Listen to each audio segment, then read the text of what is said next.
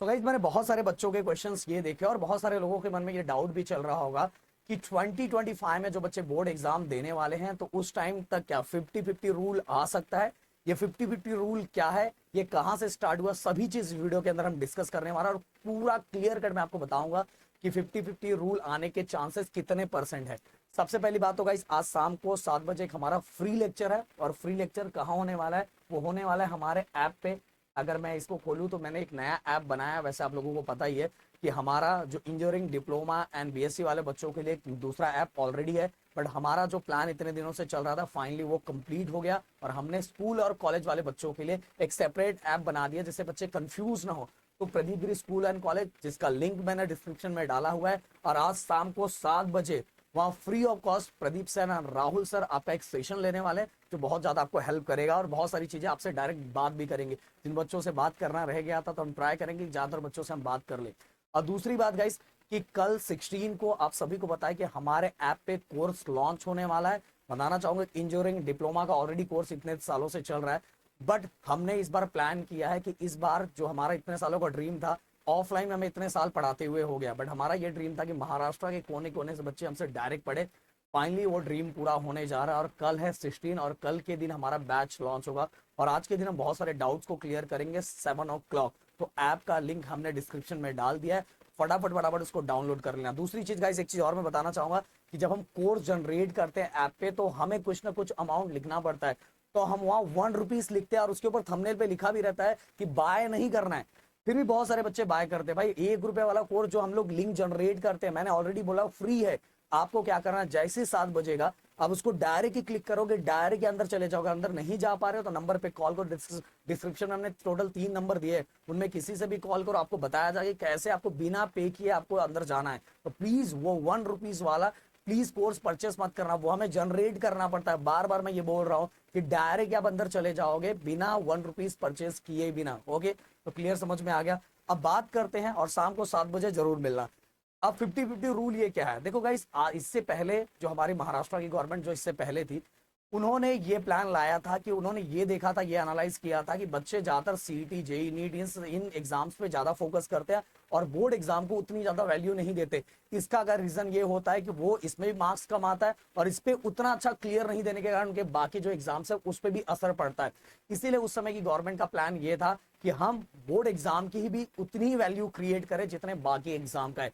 इसीलिए उन्होंने 50-50 रूल लाने का प्लान किया था। जैसे मैं एक सिंपल सा एग्जांपल आपको बताना चाहूंगा कि जस्ट ऐसा कंसीडर कर लो कि आपको अगर आपको मतलब सीईटी के अंदर फिजिक्स में 50 में से मान लो 40 मार्क्स मिले। कितने मार्क्स मिले? 40 मार्क्स मिले। तो इस 40 का हाफ कर दिया जाता है, वो हो जाता है 20।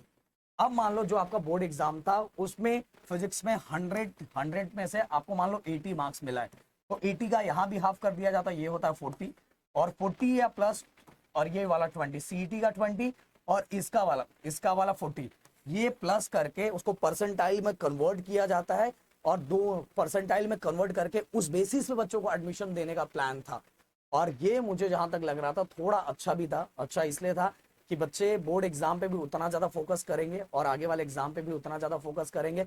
और बट फाइनली ये इंप्लीमेंट नहीं किया गया। अगले साल भी ये चल रहा था कि इस साल आ सकता है, इस साल आ सकता है, और इस साल भी ये लोगों को लग रहा था कि इस साल आने के प्लान है। पर मैं बताना चाहूंगा कि मुझे जहां ये चीजें लग रही इतने सालों से जब हम एनालाइज कर रहे हैं कि अब एनईपी आने का प्लान ज्यादा है, मुझे लगता है आप जैसे ग्रेजुएशन के फर्स्ट या सेकंड ईयर में पहुंचोगे तब तक एनईपी लागू हो चुका रहेगा बोर्ड एग्जाम। वैसे तो ग्रेजुएशन वाले बहुत सारे सेक्शन में लागू हो चुका है। डिप्लोमा में देखोगे तो पहले आई स्कीम था, के स्कीम हो चुका था, मतलब ग्रेजुएशन में चालू हो चुका है, प्लान स्टार्ट हो चुका है। बट बोर्ड एग्जाम के जो 10th और 12th है, बाकी जो सेक्शन है उसमें अभी तक लागू होने का प्लान महाराष्ट्र में स्टार्ट नहीं हुआ है। बट मुझे जहां तक लगता है 2-3 साल के अंदर, तीन मतलब मैक्सिमम 3 या 4 साल के अंदर यहाँ वो चीजें स्टार्ट हो जाएगी। तो अब ये जो प्लान है इसके लाने के चांसेस और आने के चांसेस बिल्कुल ना के बराबर है। तो मुझे जहां तक लगता है कि 50-50 का रूल इस बार भी आपके लिए नहीं आने वाला है। तो जैसा पैटर्न हमारा पहले था, जो पैटर्न पे जिन बच्चों ने अभी जैसा बोर्ड एग्जाम दिया था उसी तरह से पैटर्न रहेगा। और जो हमारे एडमिशंस प्रोसेस होंगे, देखो बस ओनली आपको बोर्ड एग्जाम में ग्रुपिंग लाना पड़ता है, ग्रुपिंग का मार्क्स लाना पड़ता है। जैसे कि अगर मान लो आपका पीसीएम है, जैसे मैं 3 सब्जेक्ट की बात करूं तो पीसीएम में आपका अगर ओपन में हो तो 135 मार्क्स चाहिए। 134 आया तो भी काम हो जाता है, पर 134 से नीचे आया तो आप फॉर्म अप्लाई ही नहीं कर सकते, रजिस्ट्रेशन फॉर्म भर ही नहीं सकते सीईटी का।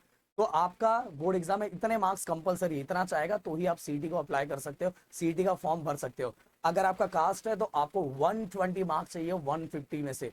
पीसीएम का मैं एक एग्जांपल दे रहा हूँ, पीसीएम में आपको 150 में से 120 मार्क्स चाहिए, 119 आता है तो भी अप्लाई हो जाता है, पर उससे कम होता है तो नहीं होता, बस इतने मार्क्स। बाकी आपका परसेंटाइल कितना सीईटी में आता है और उसी सीईटी के परसेंटाइल के बेसिस पे आपका एडमिशन होता है। जैसे पहले होता था वैसे इस साल भी है, तो भाई आपका फोकस बना रहना चाहिए। मैं पहले हमेशा बच्चों को यही बोलता हूँ, अगर आप बोर्ड पे ज्यादा फोकस कर लेते हो ना तो भाई आपका सीईटी बहुत अच्छी तरीके से चला जाएगा, क्योंकि जो हमारा बोर्ड का एग्जाम होता है, जो बोर्ड के जो हमारा बुक है ना, उसी से रिलेटेड हमें क्वेश्चंस पूछा जाता है। तो सबसे पहले हमें अपने बोर्ड को स्ट्रांग करना है, और बोर्ड को स्ट्रांग करने के साथ ही हमें सीईटी को भी स्ट्रांग करते जाना है।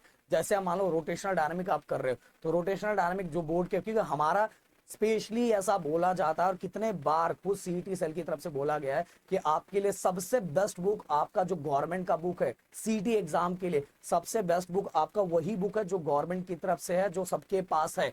तो उसको बहुत अच्छी तरीके से खत्म करना है। अगर वो अच्छी तरीके से खत्म कर रहे हैं तो कॉन्सेप्ट आपका क्लियर, देन इसके बाद कॉन्सेप्ट क्लियर करने के बाद कुछ शॉर्टकट फॉर्मूले, मैं पर एक चीज बता देना चाहूँ कि फिजिक्स में उतने भी शॉर्टकट फॉर्मूले नहीं है जितने मैथ के अंदर है।